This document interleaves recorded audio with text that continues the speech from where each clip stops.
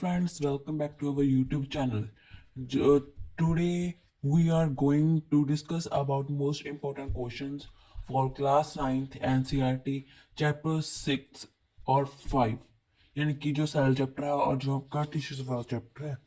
First है आपका tissues वाला चैप्टर, वो है intestine absorb the digest food materials, what type of epithelial tissues are responsible for that. उसके लिए कॉर्नर जो एपिथेलियम टिश्यू है वो उसके लिए रिस्पॉन्सिबल है। Which cell does not have perforated cell wall, क्योंकि जो कंपेनियन सेल है क्योंकि उनके पास ही तो अकेली सेल वॉल होती है जो कि पूरी परफेक्टेड नहीं होती है। सो अगर नेक्स्ट है find out incorrect statement, parenchyma tissues have intercellular space, ये भी सही है। Collenchymatous tissues are irregularly thickened at corners, ये भी सही है। Apical and intercalary meristematic permanent tissue, नहीं, ये तो मेरिस्टेमेटिक है, मेरिस्टेमेटिक टिश्यूज हैं, तो ये आपका सही आंसर हो जाएगा।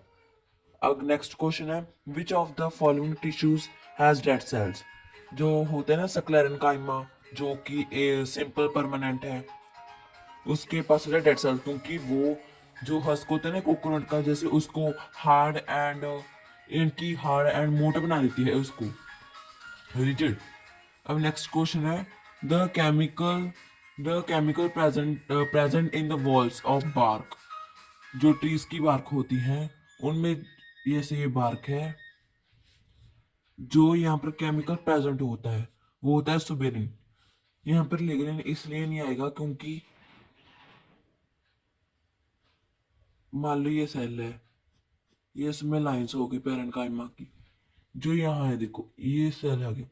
जो लिग्निन होता है वो तो साइड पर होता है, जो कि लिग्निन क्या है, एक सीमेंट लाइक स्ट्रक्चर है, लेकिन सुबेरिन ऐसा यानी कि केमिकल सब्सटेंस है जो अकेले बार्क में पाया जाता है। अब नेक्स्ट क्वेश्चन है द गिर्थ ऑफ द स्टेम, वो तो आपको पढ़ा था कि तीन तरह के मेरिस्टेमेटिक होते हैं, एपिकल, लेटरल और इंटरकैलरी। ऑल ऑफ दिस तो आएगा नहीं, क्योंकि ये जो एपिकल होता है वो ग्रोइंग टिप्स पर होता है, इंटरकैलरी होता है वो नीचे होता है जो उनकी विड्थ बता देता है, लेकिन जो लेटरल होता है, लेटरल जो उनकी गिर्थ बता देता है, जो लेटरल है ना नॉड, जो इंटरकैलरी होता है वो तो नॉड ये टिप्स पर होता है, ये अकेला ही होता है जो गिर्थ बता देता है, गिर्थ। और नेक्स्ट क्वेश्चन है permanent tissues are derived from, जो परमानेंट टिश्यूज है वो कहाँ पर आते हैं, जो परमानेंट टिश्यूज है वो मेरिस्टेमेटिक टिश्यूज से आते हैं। जब मेरिस्टेमेटिक टिश्यूज डिवाइड होने की एबिलिटी खो देते हैं, यानी कि लॉस कर देते हैं एबिलिटी ऑफ डिवीजन, तो वह परमानेंट टिश्यूज बन जाते हैं। Our next question है survival of plants is terrestrial environment has been made possible by the presence of, जो कौन से टिश्यूज होते हैं, जैसे कि अब बारिश का मौसम है, प्लांट्स को बचने के लिए कौन से यानी टिश्यूज की जरूरत पड़ेगी, जो कंडक्टिंग टिश्यूज है वो उनकी मदद करते हैं मौसम के हिसाब से ढलने के लिए।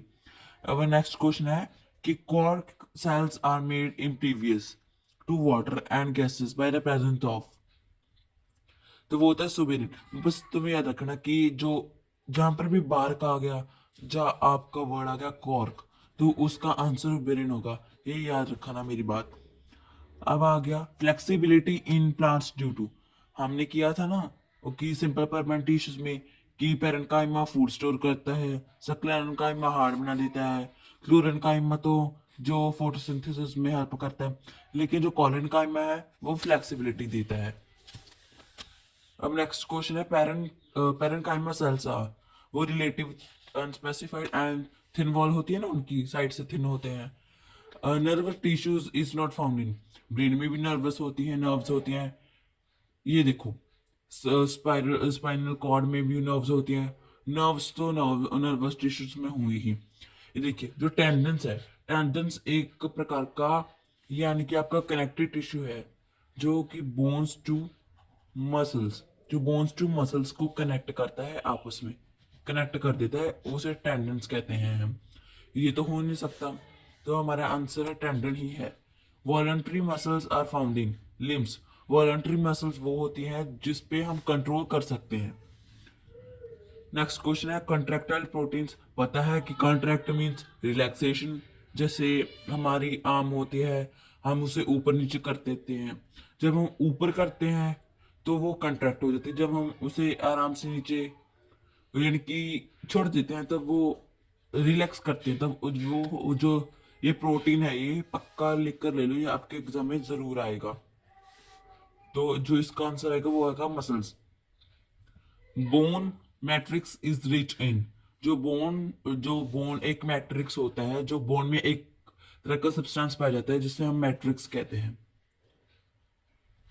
मैट्रिक्स जैसे ब्लड में भी होता है, हम उसे प्लाज्मा कहते हैं।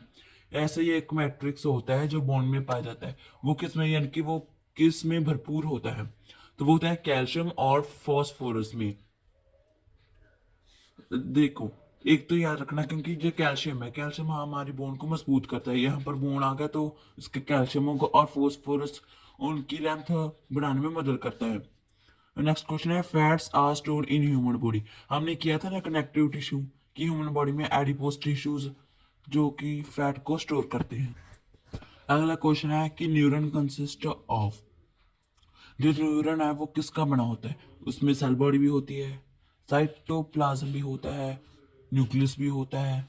तो इसका हम आंसर ला देंगे all of these. Next question, skeleton muscles are mostly attached to.